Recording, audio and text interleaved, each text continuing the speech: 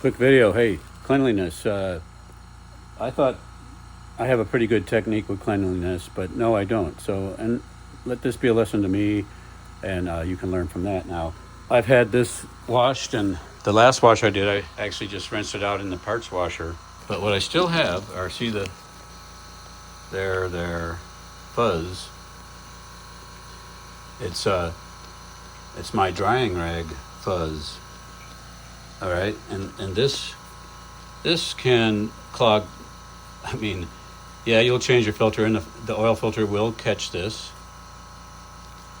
But make sure you keep an eye on that.